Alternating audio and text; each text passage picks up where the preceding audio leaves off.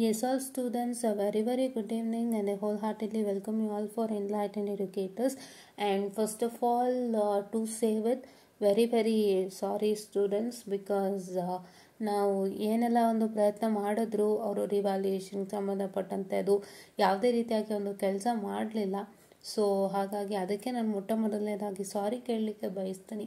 So ಅದ್ರ ಬಗ್ಗೆನೇ ಮಾತಾಡೋಕೆ ಬಂದಿರೋ ಅಂಥದ್ದು. ಸೊ ತುಂಬ ಜನಕ್ಕೆ ಇದು ಒಂಥರ ಲಾಸ್ ಆಗೋಯ್ತು. ಸೊ ತುಂಬಾ ಕೇಳೋಕ್ಕೇ ಬೇಜಾರಾಗುತ್ತೆ ಎಷ್ಟು ಜನಕ್ಕೆ ಲಾಸ್ ಆಯಿತು ಅಂತಂದ್ಬಿಟ್ಟು. ಸೊ ಮೊದಲನೇದಾಗಿ I will be providing an update. So important update for students who appeared for the summer semester exam.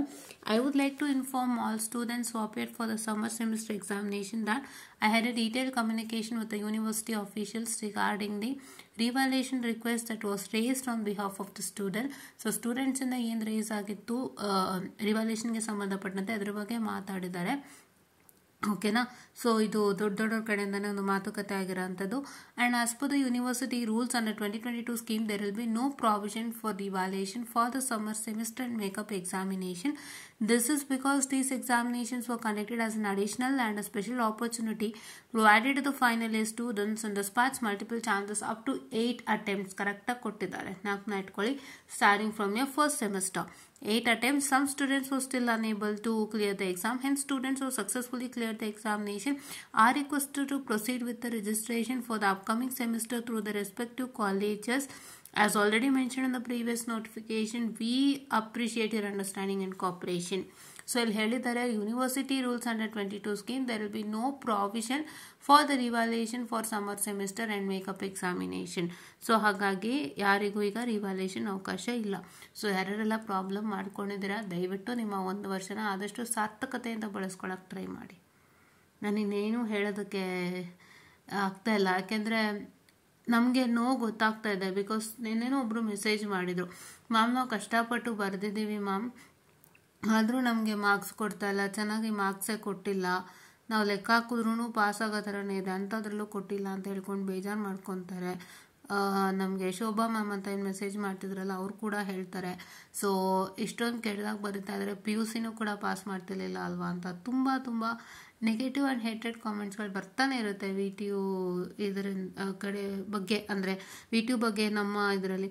So ನಮ್ಗೆ ನೋಡಿದಾಗ ತುಂಬಾ ಬೇಜಾರಾಗುತ್ತೆ. ಒಂದು ಅನಿಸುತ್ತೆ, ಯಾಕೆ ಸ್ಟೂಡೆಂಟ್ ಲೈಫಲ್ಲಿ ನೀವು ಆಟಾಡ್ತೀರಾ ನಮ್ಗೆ ಅರ್ಥನೇ ಆಗಲ್ಲ. ಅವ್ರು ಬರ್ದಿದ್ದಾರೆ ಅದಕ್ಕೆ ದಯವಿಟ್ಟು ಫಸ್ಟ್ ಅಟೆಂಪ್ಟಲ್ಲೇ ಮಾರ್ಕ್ಸ್ ಕೊಡಿ. ನಿಮಗವ್ರು ಎಕ್ಸಾಮಿನೇಷನ್ ಫೀ ಅಂತ ಕಟ್ಟಿದ್ದಾರೆ ತಾನೆ, ಅದಕ್ಕೂ ಮೇಲೆ ಏನು ನಿಮ್ದು ಅಮೌಂಟ್ ಕಲೆಕ್ಟ್ ಮಾಡೋದು with the name of revaluation ಅಲ್ವಾ. ಅವ್ರು ಬರ್ದಿದ್ದಾರೆ ಅಂದರೆ ದಯವಿಟ್ಟು ಮಾರ್ಕ್ಸ್ ಕೊಟ್ಬಿಡ್ರು. ಸಿ ದಿಸ್ ಇಸ್ ಲೈಕ್ ಹೆಂಗೆ ಅಂದರೆ ಇದ್ರದ್ದು ಅನುಭವಗಳು, ಹಿಂಸೆ ಎಲ್ಲನೂ ಗೊತ್ತು ನಮಗೆ.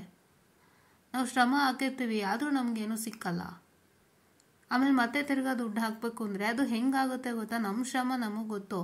ಬಟ್ ಎಷ್ಟೋ ಸಲ ನಮ್ಮ ಪೇರೆಂಟ್ಸೇ ನಮ್ಗೆ ಇದು ಮಾಡ್ತಿರ್ತಾರೆ, ಏನೂ ಬರ್ದಿಲ್ಲ ಮಾಡಿಲ್ಲ ಇದಕ್ಕೆ ರಿವ್ಯಾಲ್ಯೂಯೇಷನ್ಗೆ ಹಾಕ್ಬೇಕಾ, ಎಲ್ಲ ಫಸ್ಟ್ ಅಟೆಂಪ್ಟೇ ಮಾಡ್ಕೋತಾರೆ, ಇವ್ರು ಮಾಡ್ಕೊಳಕ್ಕಾಗಲ್ವಾ, ಏನು ಬರೀದಾದ್ರು ಮಾರ್ಕ್ಸ್ ಕೊಟ್ಬಿಡ್ತಾರೆ, ಏನೇನೋ ಒಂಥರ ಮಾತುಗಳು ಅವ್ರಿಗೆ ಸ್ಟ್ರೆಸ್ ಆ್ಯಂಡ್ ಪ್ರೆಷರಿಂದ ಬಂದ್ಬಿಡುತ್ತೆ. ಅದು ನಮಗೆ ಕೇಳೋಕ್ಕಾಗಲ್ಲ. We know what is happening inside ಅಲ್ವಾ. ನಾವು ಶ್ರಮ ಹಾಕಿರ್ತೀವಿ, ನಮಗೆ ಸಿಗ್ತಾಯಿದ್ದಾಗ ನಮಗೆ ಅದು ನೋವಿರುತ್ತೆ. ಅದ್ರ ಮೇಲೂ ಎಷ್ಟೋ ಸಲ ಪೇರೆಂಟ್ಸು ನಮ್ಮದೂ ಅರ್ಥ ಮಾಡ್ಕೊಳ್ದೆ what they do they start fighting with us. ಈಗ ಹೇಳಿದ್ನಲ್ಲ ಆ ಥರನೇ ಮಾತುಗಳು ಬರ್ತಿರುತ್ತೆ, ಅದು ಎಷ್ಟು ನೋವು ನಮಗೆ ಗೊತ್ತು. ಸೊ ಇಷ್ಟೆಲ್ಲ ನಾವು ನೋವು ಅನುಭವಿಸ್ತಾ ಇರ್ತೀವಿ. ಯಾಕೆ ನಮ್ಗೆ ಇಷ್ಟು ನೋವು ಹಿಂಸೆ ಎಲ್ಲ. ದಯವಿಟ್ಟು ಒಂದೇ ಸಲಿಗೆ ಅವರು ಪಾಸು, ಅವ್ರ ಎಲಿಜಿಬಿಲಿಟಿ ಇದ್ದಾರೆ ಅಂದರೆ ಕೊಟ್ಬಿಡಿ ಅಲ್ಲ, ಯಾಕೆ ಹೇಗೆ ಮಾಡ್ತೀರಾ. ಎಷ್ಟೋ ಜನ ಪ್ರಾಬ್ಲಮ್ ಮಾಡ್ಕೊಂಡಿದ್ದಾರೆ, ಈಗ ಎಷ್ಟೋ ಜನಕ್ಕೆ ಪ್ರಾಬ್ಲಮ್ ಆಗೋಗಿದೆ ಈಗ ಆಲ್ರೆಡಿ. ಯಾರ್ಯಾರಿಗೆಲ್ಲ ಪ್ರಾಬ್ಲಮ್ ಆಗಿದೆ ಈಗ ದಯವಿಟ್ಟು ನಿಮ್ಮ ಒಂದು ವರ್ಷ ಸದುಪಯೋಗ ಮಾಡ್ಕೊಂಬಿಡಿ. ಅಚ್ಚುಕಟ್ಟಾಗಿ ಕೋರ್ಸಸ್ ಕಲಿಯೋದು, ಕಂಪ್ನಿಗಳಲ್ಲಿ ಕೋರ್ಸಸ್ ಕೊಡ್ತಿದ್ದಾರೆ, ಅದು ನನಗೂ ಗೊತ್ತಿರಲಿಲ್ಲ, ರೀಸೆಂಟಾಗಿ ಗೊತ್ತಾಯಿತು. ಸೊ ಕಂಪ್ನಿಗಳಲ್ಲಿ ನೀವು ಯಾವುದೇ ಒಂದು ಕಂಪನಿ ಆಗಲಿ try to get login in to the company and ಅವರ ಕೋರ್ಸಸ್ಗಳನ್ನೂ ಕಲಿಯೋಕ್ಕೆ ಟ್ರೈ ಮಾಡಿ. ನಾನು ಕೂಡ ಸ್ಟಾರ್ಟ್ ಮಾಡ್ತೀನಿ. ಟೈಮ್ ಅಭಾವದಿಂದ ಸ್ಟಾರ್ಟ್ ಮಾಡೋಕ್ಕಾಗಿಲ್ಲ, ಖಂಡಿತ ಮಾಡೋಣ. ಸೊ ಅದು ಕೂಡ ನೀವು ಮಾಡ್ಬೋದು. ಯಾವುದೇ ದೊಡ್ಡ company, Accenture, TCS and many other, ಅವ್ರದ್ದು ವೆಬ್ಸೈಟಿಗೆ ನೀವು ಲಾಗಿನ್ ಆದರೆ, ಸೊ ನೀವು ಅದೇ ಕ್ರಿಯೇಟ್ ಅಕೌಂಟ್ ಮಾಡಿಕೊಂಡು ಲಾಗಿನ್ ಆದರೆ ಅಲ್ಲಿ ಕೋರ್ಸಸ್ಗಳಿರುತ್ತೆ, ಯಾವುದಾಗುತ್ತೆ ನೋಡ್ಬೋದು. ಸಿಸ್ಕೋನು ಪ್ರೊವೈಡ್ ಮಾಡ್ತದೆ. You can do. ಈ ರೀತಿಯಾಗಿ ಕೋರ್ಸಸ್ಗಳನ್ನ ನೀವು ಮಾಡಿಕೊಂಡು ನಿಮ್ಮ ಒಂದು ಟೈಮನ್ನು ಎಂಗೇಜ್ ಮಾಡ್ಕೊಳ್ಳಿ. ಯಾರ್ಯಾರೆಲ್ಲ ಈಗ ಆಲ್ರೆಡಿ ಒಂದೇನಂತ ಹೇಳ್ತಾರೆ, ಪ್ರಾಬ್ಲಮಲ್ಲಿ ಇದ್ದೀರಾ. ಸೊ ಅವರೆಲ್ಲರೂ ಈ ರೀತಿಯಾಗಿ ನಿಮ್ಮ ಜೀವನನ ಮ್ಯಾನೇಜ್ ಮಾಡ್ಕೊಳ್ಳಿ. ಸೊ ಶೋಭಾ ಮ್ಯಾಮ್, ರಿವಾಲ್ಯೂಷನ್ದೇನು ಅವಕಾಶ ಬರೋದಿಲ್ಲ ಮ್ಯಾಮ್. ಆ್ಯಕ್ಚುಲಿ ಅವಕಾಶ ಮಾಡಿಕೊಡ್ತಾರೆ ಅನ್ನೋ ಥರ ಮಾತಾಗಿತ್ತು. ಬಟ್ ಇವರು ಡಿಸ್ಕಷನ್ ಮಾಡಿದ್ರು ಕೂಡ ಅವರು ಯಾವುದೇ ರೀತಿಯಾಗಿ ಒಂದು ಅವಕಾಶವನ್ನು ಕೊಟ್ಟಿಲ್ಲ.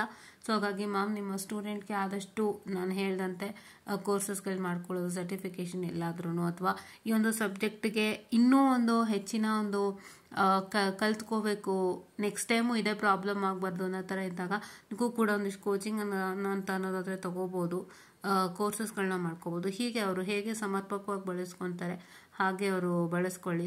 ಆದರೆ ತುಂಬ ಒಳ್ಳೆ ರೀತಿಯಿಂದ ಬಳಸ್ಕೊಂಡಷ್ಟು, ಯಾಕೆಂದರೆ ಈಗ ನೆಕ್ಸ್ಟ್ ಇಯರ್ ನೀವು ಪ್ಲೇಸ್ಮೆಂಟ್ಗೆ ಹೋಗೋರು. ಇಲ್ಲಿ ಒಂದು ಪ್ರಾಬ್ಲಮ್ ಇದೆ, ದಯವಿಟ್ಟು ಅರ್ಥ ಮಾಡ್ಕೊಳ್ಳಿ. ಈಗ ಯಾರು ಒಂದು ವರ್ಷ ಮನೆಯಲ್ಲಿ ಕೂತ್ಕೊತೀರಾ, ಟೇಕಿಂಗ್ ದಿಸ್ ಪ್ಲೇಸ್ಮೆಂಟ್ ಇಯರ್ ಇದು ಮಾಡಿ ಮನೆಯಲ್ಲಿ ಕೂತ್ಕೊತೀರಾ. ಸೊ ಅಂದರೆ ಇವಾಗ ಯಾರ್ಯಾರಿಗೆಲ್ಲ ಪ್ರಾಬ್ಲಮ್ ಆಗಿದೆ ಮೇಕಪ್ ಎಕ್ಸಾಮಿಂದ, ಸೊ ಈಗ ಫೇಲ್ ಮಾಡ್ಕೊಂಡಿದ್ದೀರಿ, ರಿವಾಲ್ಯೂಷನ್ ಅವಕಾಶ ಇಲ್ಲ ಗೊತ್ತಿದೆ. ಸೊ ಒಂದು ವರ್ಷ ನೀವು ಮನೆಯಲ್ಲೇ ಕೂರ್ತೀರಿ. ಸೊ ಯಾರೆಲ್ಲ ಮನೇಲಿ ಕೂರ್ತೀರಿ, ಸೊ ಅವರೆಲ್ಲರೂ ದಯವಿಟ್ಟು ನೀವು ನೆಕ್ಸ್ಟ್ ಇಯರ್ ಪ್ಲೇಸ್ಮೆಂಟಿಗೆ ಹೋಗಬೇಕಾದ್ರೆ ಈ ಒಂದು ದೊಡ್ಡ ಸಮಸ್ಯೆ ಆಗುತ್ತೆ. ದಯವಿಟ್ಟು ಯೋಚನೆ ಮಾಡಿ.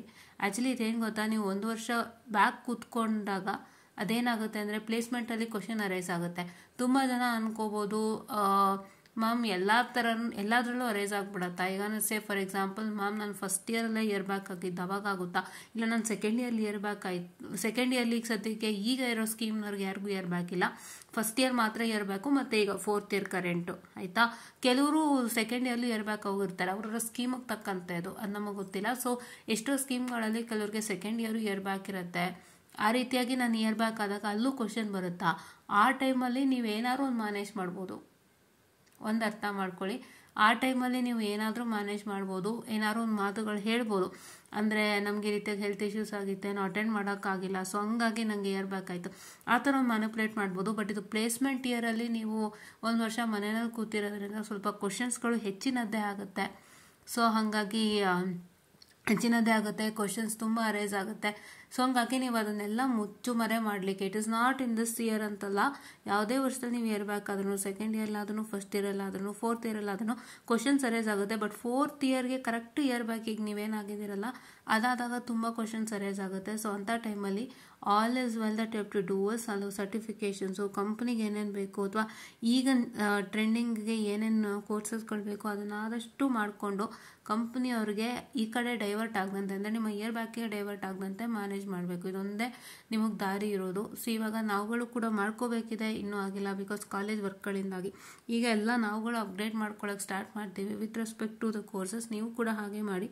ಸೊ ನೀವು ಅದು ಕೋರ್ಸಸ್ಗಳು ಮಾಡ್ಕೊಳ್ಳೋದ್ರಿಂದ ಅವ್ರಿಗೆ ಆ ಜಾಗದಲ್ಲಿ ಕ್ವಶನ್ ಅರೈಸ್ ಆಗಬಾರ್ದು.